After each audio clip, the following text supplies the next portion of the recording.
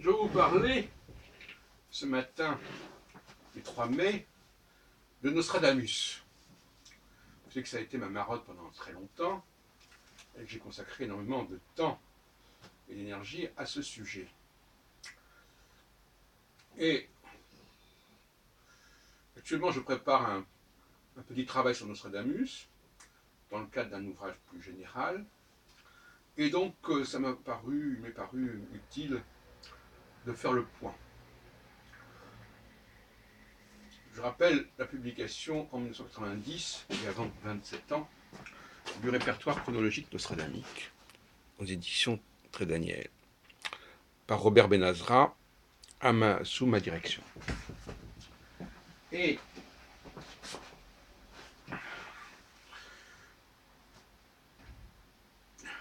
en 2005, j'ai publié un ouvrage où je traitais également de Nostradamus aux éditions Axiome, mais en rapport avec Saint-Malachie.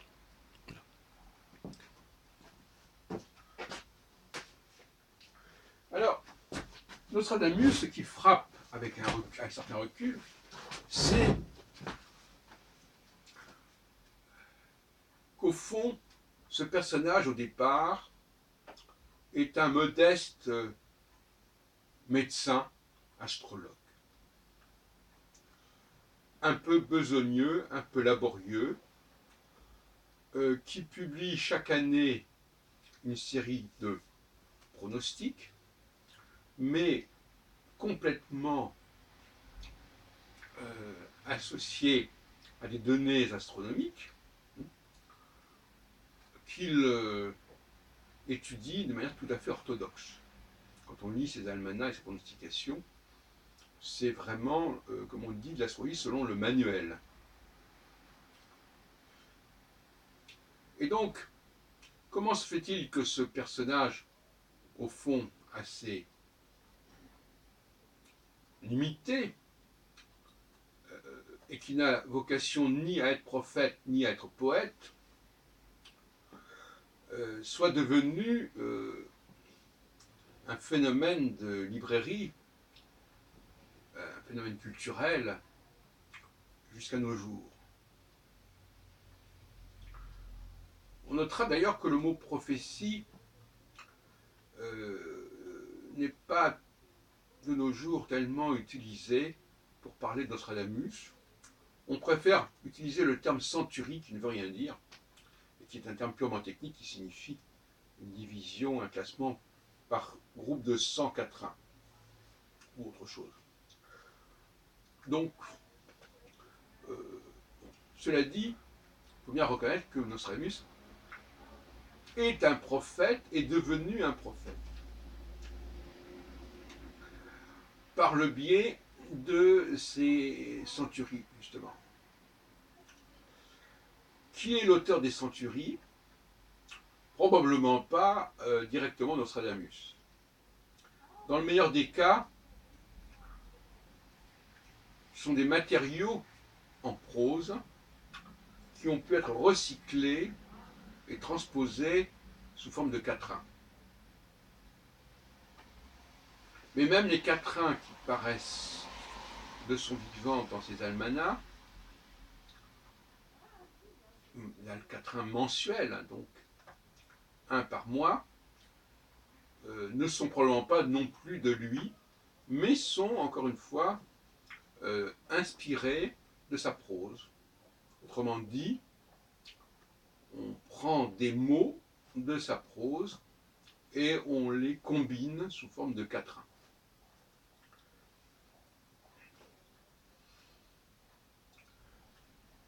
Donc, le phénomène centurique est un phénomène qui s'étale dans le temps, au moins jusqu'à la fin du XVIe siècle et au début du XVIIe siècle, qui au niveau des commentaires, alors lui, se prolonge évidemment bien au-delà, puisqu'il y a un stade où les centuries continuent à être remaniées, retouchées, interpolées, et puis à un moment donné où ça n'est plus possible, si ce n'est par le biais des traductions. Car un des paradoxes, c'est qu'en français, on ne traduit pas Nostradamus, on l'interprète, mais en anglais, par exemple, ou dans d'autres langues, toute traduction est elle-même porteuse de sa propre interprétation. Ce qui permet une certaine latitude et une certaine marge de manœuvre.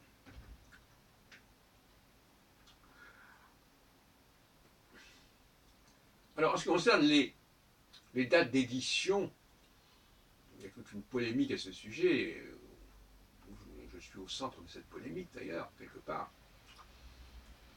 Eh bien, il apparaît clairement que les centuries ne paraissent que à partir du milieu des années 1580.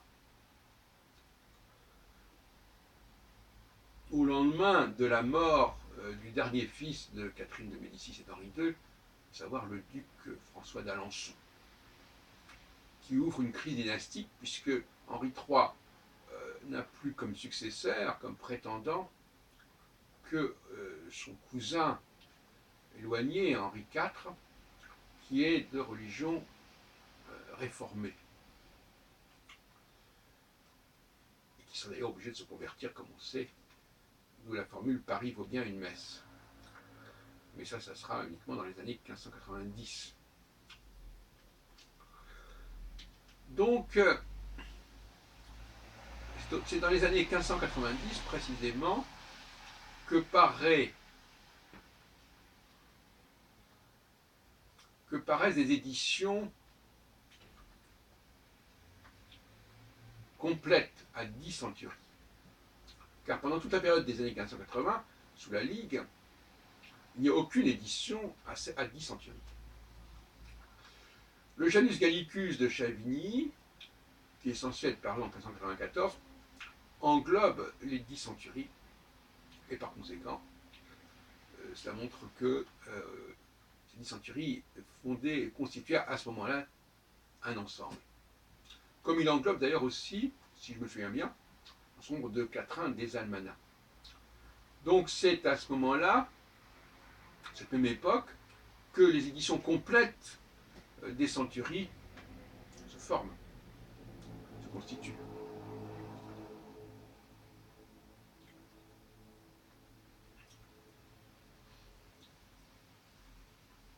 Et à partir de là, vont se constituer des contrefaçons, des éditions antidatées. 1555, 1557, 1568.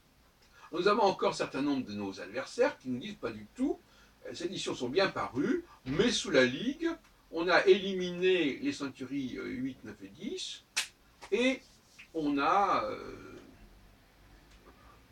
donc finalement l'édition de 1568 qui comprendrait 10 centuries, eh bien elle n'est pas respectée sous la Ligue, mais elle réapparaît plus tard.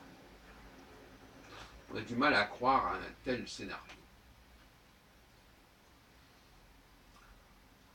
Qu'est-ce que je peux vous dire encore sur Nostradamus actuellement, tel que je le vois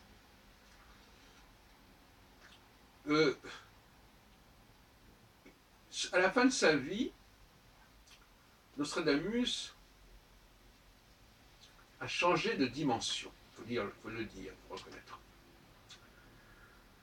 Et il a été tenté notamment par la problématique de l'antéchrist. Dans les années 1560,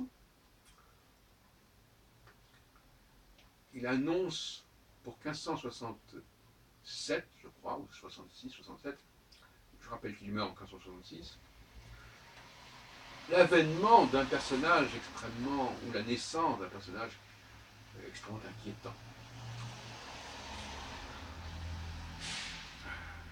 Il emploie pour le désigner, alors c'est un personnage qui serait né à peu près à l'époque de la Saint-Marcellin, et Nostradamus fait un jeu de mots dans un de ses pronostics. Il dit ce sera un masselin. Et un masselin, c'est une sorte de boucher. Or, cette formule du masselin, elle apparaît bel et bien dans les centuries, qui montre bien que les centuries ont été constituées à partir de la production de Nostradamus, mais par une mise en quatrain. Donc finalement, Nostradamus termine sa carrière par un pronostic antéchristique, qui d'ailleurs fera certainement chou blanc, fera long feu. Mais il faut reconnaître qu'il a quand même été tenté par une forme de prophétisme sur la fin de sa vie. Le problème, c'est que cet ouvrage n'existe pas sous la forme imprimée, mais uniquement en manuscrit, et en partie, semble-t-il, si je me souviens bien, en traduction italienne. En partie seulement. Et donc, il existe une reproduction imprimée du début du XXe siècle de ce manuscrit, et qui est conservé d'ailleurs, l'édition du XXe siècle est conservée à la bibliothèque municipale de La Part-Dieu pour faire des photocopies. Et c'est un document extrêmement important, c'est un document clé. À propos de document clé, je terminerai là-dessus, on a une édition que malheureusement on n'a pas retrouvée, que je n'ai pas retrouvée, mais qui est décrite abondamment, c'est une édition de 1588, et qui nous interpelle.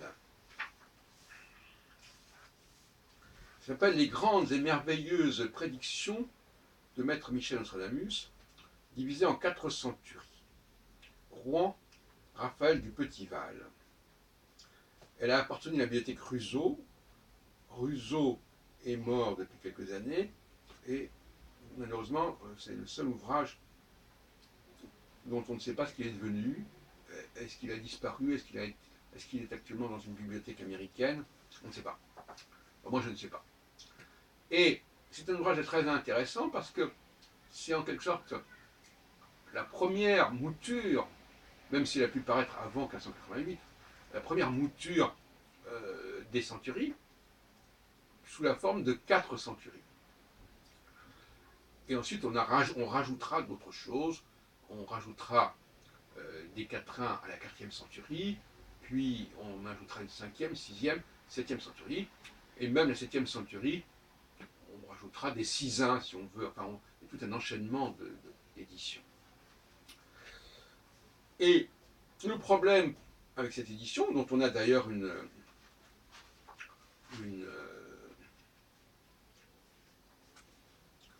photocopie, donc ça veut dire qu'elle a bien existé, cette édition.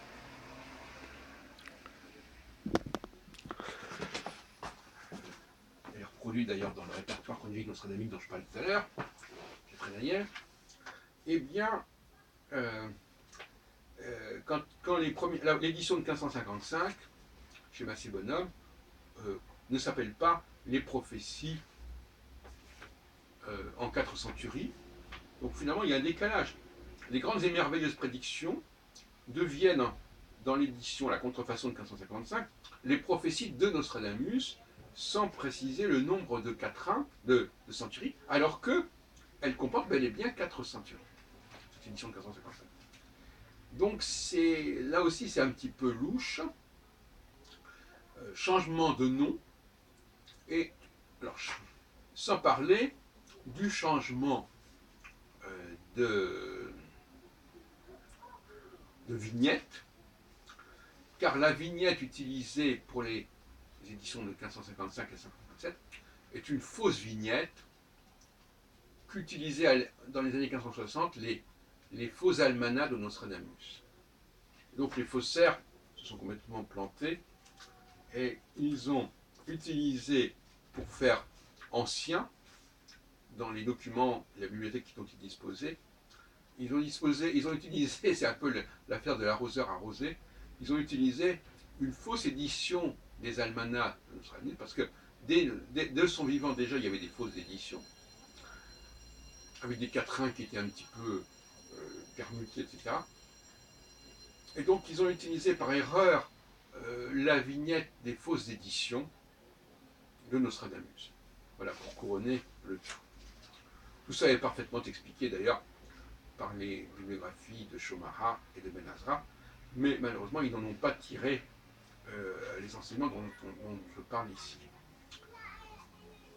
Voilà, donc finalement je dirais que la méthodologie développée pour travailler sur le corpus Nostradamus m'a servi pour travailler sur le corpus biblique, sur lequel j'ai publié pas mal de choses sur Internet, dont vous pouvez prendre connaissance. C'est-à-dire qu'en fin de compte, j'ai délaissé depuis quelque temps Nostradamus pour étudier le Pentateuque, l'Ancien et le Nouveau Testament, et on verra que la méthodologie critique, la question des fausses éditions, des interpolations, se retrouve dans ce nouveau champ de recherche auquel je me consacre.